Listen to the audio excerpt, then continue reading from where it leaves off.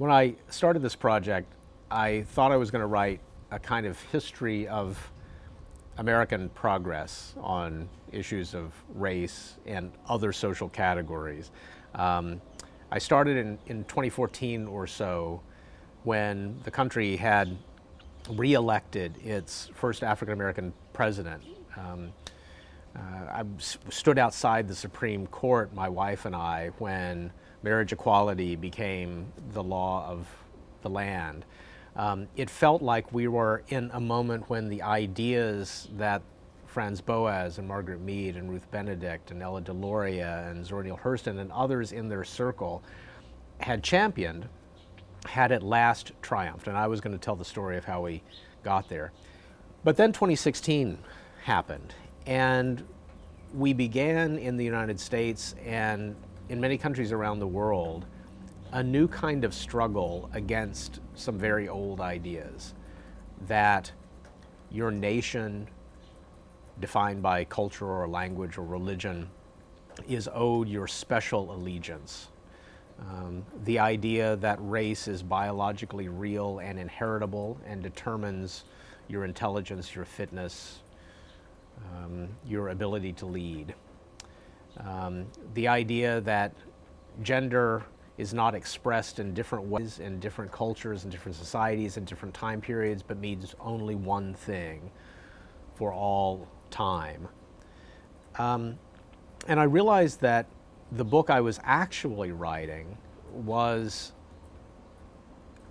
a story about how a set of people in another time that looked something like our own stood up for a set of fundamental ideas that they thought were not only ethically correct, but scientifically correct as well, that came from their hard-won experience going into the field, traveling around the world, stepping outside their front door and struggling to understand cultures and societies different from their own on their own terms.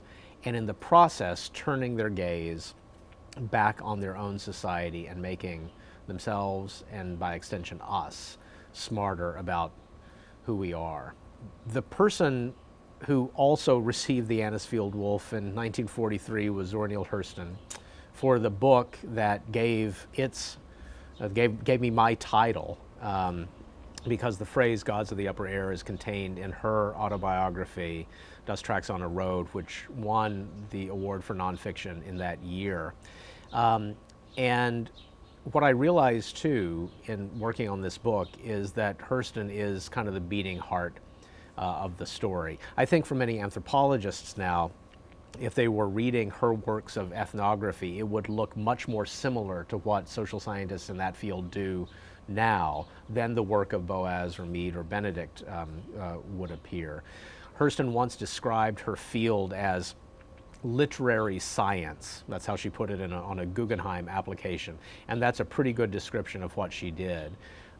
We've come to know her since her rediscovery, if you like, by Alice Walker in the 1970s.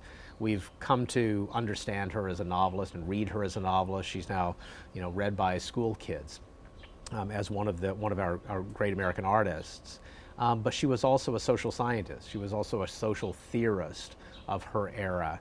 And if this book can also honor her in particular, a person who died in poverty, whose actual grave site, even though it's marked, is really unknown in what was at the time a segregated cemetery in Florida. If this book can kind of honor her, not only in its title but in its central messages, that's a really important thing that I wanted to do.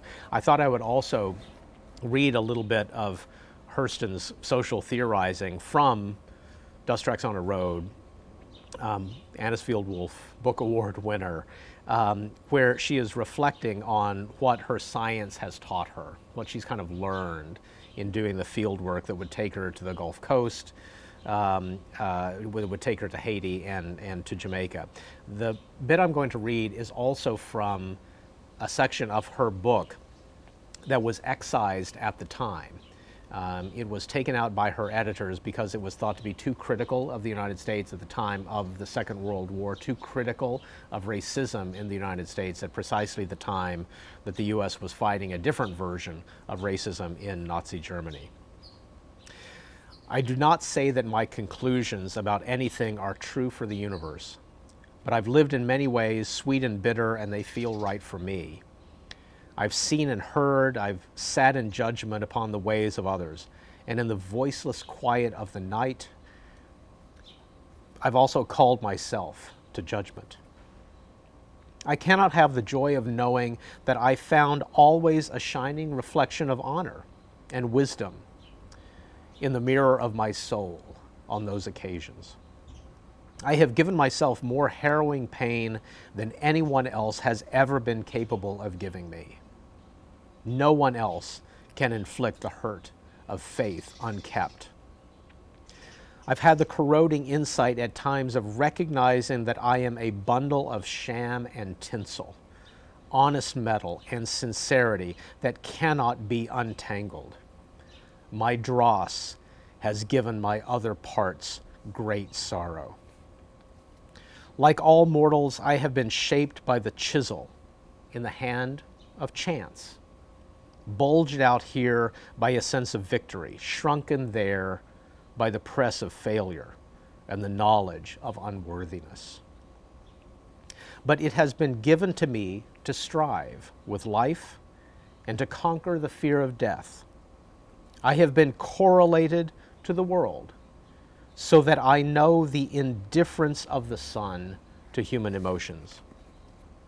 I know that destruction and construction are but two faces of Dame Nature, and that it is nothing to her if I choose to make personal tragedy out of her unbreakable laws.